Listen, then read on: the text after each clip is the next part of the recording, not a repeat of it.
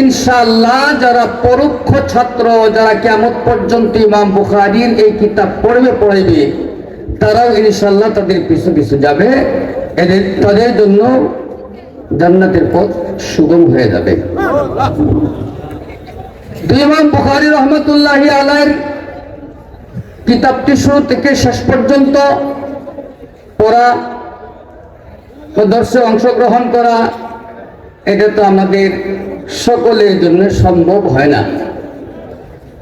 তো মাদ্রাসাওয়ালা কমপক্ষে একটা হাদিসের মধ্যে আমাদের এলাকার সকলকে ছাত্র বানানোর উদ্দেশ্যে এই একটা হাদিস বা একটা অধ্যায়, সর্বশেষ ইমাম বুখারী রাহমাতুল্লাহ আলাইহির কিতাবের এই একটা অধ্যায়, সর্বশেষ একটা অধ্যায় সমাবেশের মধ্যে, আমাদের মহাসম্মেলনের মধ্যে পাঠদানের ব্যবস্থা রাখা হয়েছে। উদ্দেশ্য কি? শুধু আপামর জনগণকে ইমাম বুখারীর ছাত্র বানানো, আর এই দাবি নিয়ে কাল কিয়ামতের দিন হাসরের মাঠে দাঁড়ানোর একটা ব্যবস্থা করা। আমি কথাটা বুঝাইতে পারছি?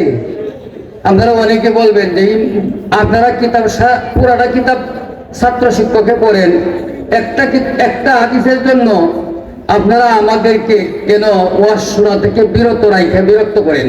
বিরক্ত না। আর এ ব্যাপারে আমরা লম্বা চূড়া কোনো আলোচনা আমরা করি না, এবং আলোচনা হওয়ার মতো আমরা সম্ভাবনাও রাখি না।